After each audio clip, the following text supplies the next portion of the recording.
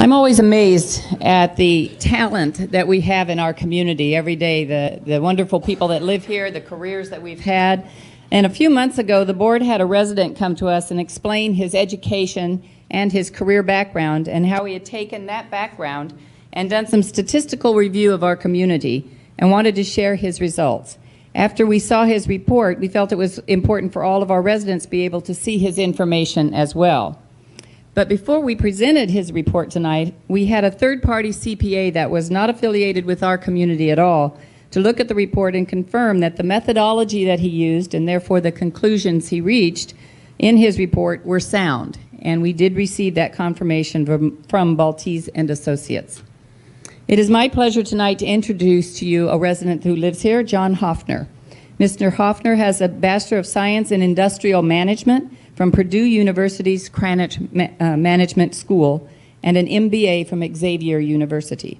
He has held many top executive positions, such as a division of Procter & Gamble, Federated's retail divisions, many financial operations, to name just a few. During his career, he accumulated significant experience in acquisitions, hostile takeovers, startups, downsizings, and high-growth operations, as well as large-scale financings in both private and public companies. Mr. Hoffner has even taught business ethics at Georgia College and served as chair of its College of Business Advisory Board, to name just one of his many accomplishments. And I hope you will now, without further ado, please welcome Mr. Hoffner.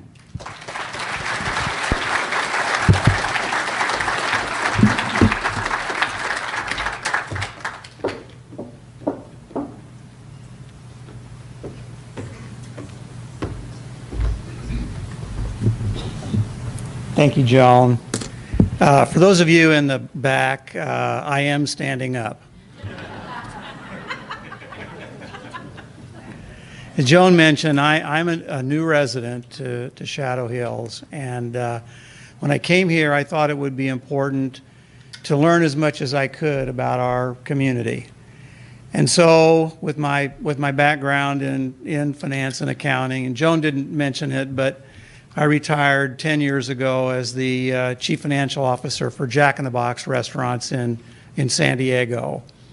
But with that background, I was kind of interested in learning as much as I could about our community and actually HOAs in the Coachella Valley. So I spent some time doing a study, and I presented it to the board, and they asked me to present it to you tonight. So I'm going to do that and hope that I can work this little projector properly.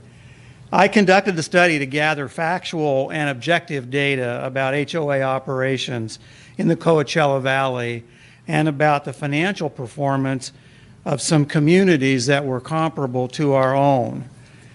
As a new resident, I felt it was important to obtain facts about how our community compares to others and how other HOAs in the Coachella Valley are managed, to help residents make informed decisions about what it means to live here in Shadow Hills. I undertook this study with no preconceived ideas or point of view, and with no influence from any group or entity. My singular objective was to provide all of my Sun City Shadow Hills friends and neighbors with some objective, non-personal, and big picture information which I hope would promote constructive communications and help bring all of us together. My data sources that I use for this study are as follows. There's a report on the internet called the Coachella Valley Community HOA Listings. It's provided by the Equity Title Company and Gallaudet Properties. When I did the study, this was dated as of June 18th. I also looked at the 2014 audited financial statements and the 2015 operating budgets for the 4 communities that I'm going to talk about later. I reviewed the real estate multiple listing services for details on HOA fees, amenities, year built, number of units, types of units, etc. I went to HOA community websites. I made phone calls to managements of various HOA communities around the valley. I looked at real estate websites, which were extremely helpful, from these realtors, Jenny Robinson, Team Gaffney, and Diane Williamson. And lastly, and most recently, there was an article in the Desert Sun back in September about Coachella Valley HOA fees, which I thought was enlightening. So I began the study by looking at the management profile of Coachella Valley HOAs. Generally speaking, how are communities managed and by whom? What I found was very, very revealing to me. There are approximately 550 HOA communities in the Coachella Valley. And roughly 95% of those communities are managed by professional management firms. 5% are managed by self-management. Of the communities that are managed by professional firms, this is also interesting to me. Roughly 85% of them are managed by just 8 firms. And that's the listing of the firms. And by each one is the number of communities in the valley that they manage. You're probably familiar with some of those names. My observation was that Associa PCM, which is the firm that provides the professional management services to our community, has the second largest market share of HOA management in the Coachella Valley, and in one person's opinion, arguably the most prominent HOA client list. Some of the communities that are managed by Associa PCM are as follows. I think you may be aware of some of these communities. I don't know if you are aware that they were managed by Associa PCM. This was revealing to me. And in my opinion, you know, as a resident, I came away feeling pretty good about the partnership, and I came away feeling that we were in pretty good company, and that we were in pretty good company with some other pretty prominent communities in this valley. Some of the prominent self-managed communities, and remember, roughly 5% of the 550 were considered to be self-management, were Sun City Palm Desert, Heritage Palms, the Lakes, Bighorn, and Marrakesh. So I then started to narrow down my survey because it became pretty impossible to study 550 communities. So what I did was I took a look at HOA communities that owned at least one full-size regulation golf course. I need some help here, pal. Is it back? Maybe it was me. Maybe it's the operator error. It's not an age thing, I don't think. When I started to narrow down the survey, what I found was there were roughly 58 HOAs in the valley that owned at least one full-size golf course. So I said, okay, well, if I want to look at those communities then and start to do some comparisons, I wanted to start with something that's near and dear to all of our hearts, and that's our HOA fees. So I found that in these 58 communities, HOA fees range from a low of $217 a month to roughly $1,100 a month. Pretty big spread, right? Now, here are the 10 golf communities that I found in the Coachella Valley that have the lowest monthly HOA fees. Can you read who the number one is on the list? Sun City, Shadow Hills. Yeah, I think that.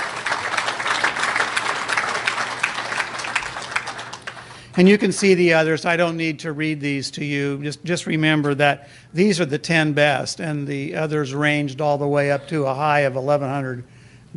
So that's a pretty important metric, which we'll talk more about later. So the conclusion here for me was Sun City Shadow Hills has the lowest monthly HOA fee of any community which owns at least one 18-hole golf course in the Coachella Valley.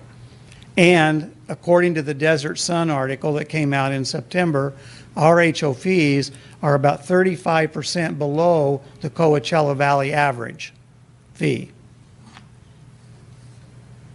Is everybody totally bored right now? Is anybody not bored? Okay. So then I took the the 58 and I narrowed it down to 4 communities that I felt were relatively comparable to Shadow Hills in terms of size, amenities,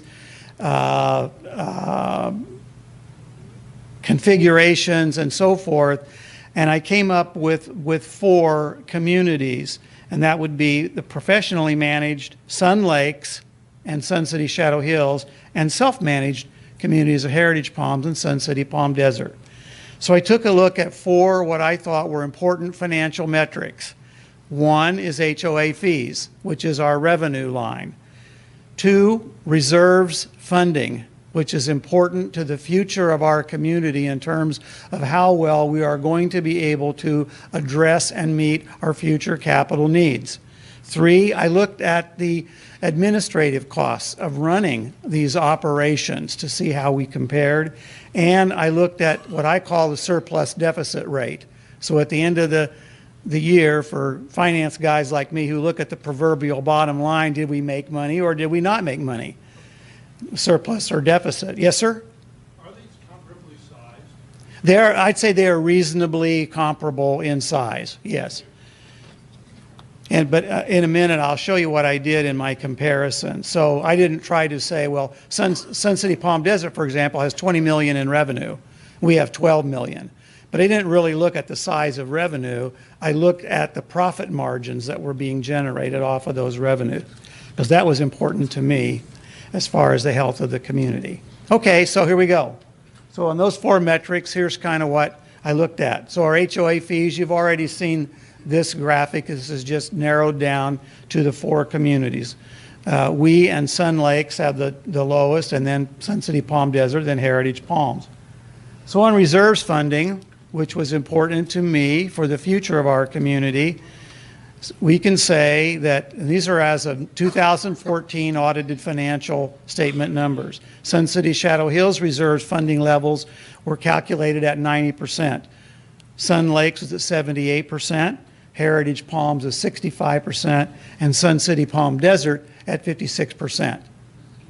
Now what that means is, to the extent that communities do not keep their reserve funding up, somewhere down the road is likely to be some type of an increase in fees or dues to handle future capital expenses. And the lower that number is, the worse off communities typically are. So we'll just leave it at that. The next thing I looked at was the what I call G&A, general administrative costs. What does it cost to run these facilities? So I defined them as the specific administrative expense line items on the P&Ls of the 2014 audited financial statements of each of these communities. I didn't try to make Sun City Palm Desert look like Sun City Shadow Hills or vice versa. I used their own information and used my calculations that way. Maybe that's debatable, but I think as a finance guy, it's not unreasonable. So when I looked at all those factors, here's what I learned for those 4 communities. Sun City Shadow Hills has the lowest general and administrative load, which is your administrative expenses as a percent of your total revenues of these 4 communities. Sun City Shadow Hills has the highest surplus percent of revenue on the 2014 audited financial statements. Sun City Shadow Hills has the highest reserves funding level, and Sun City Shadow Hills had the lowest monthly HOA fees of these 4 communities and of any 18-hole golf course HOA community in the valley. What was important to me about that was, if we have low HOA fees, it definitionally means that our revenue lines are pretty modest, because our revenues are determined by those HOA fees. So if my top line is modest and my bottom line is productive, meaning high in terms of a surplus, it means that the expenses in between revenue and profit are being, to me, managed reasonably well and intelligently and efficiently on behalf of the homeowners. That gave me comfort. So to finish the analysis there, I also observed that the 2 professionally managed communities had the lowest monthly HOA fees, the lowest G&A loads, and the highest reserve fundings. And the 2 self-managed communities had the highest monthly HOA fees, the highest G&A admin costs, and the lowest reserve fundings. So at the end of the day, you know, when I was through with this study, which took me something like 4 months to do, I kind of came to this conclusion. I said, all right, John, in addition to comparing the communities on these fact-based and objective measures that I did, I thought it was also important to evaluate them on the breadth and quality of the services they offer, as well as on the strength and the results delivered by the board and the management to ensure that our property values and our desirability will continue to be sustained over time. So my own individual vote on that was, I felt pretty good about that when I was done with this study. And I would say that it clearly appeared to me that Sun City Shadow Hills compared quite favorably on almost all of those dimensions to many other communities in the Coachella Valley. And I would just like to personally close my presentation by expressing my appreciation to the board and to the committees and the management team and the staff that work so hard on our behalf to give us the community that we enjoy today. My wife and I could have lived in almost any community in this valley, and we chose Sun City Shadow Hills, and I'm very, very glad that we did, especially having completed and concluded this study that I did. So thank you all.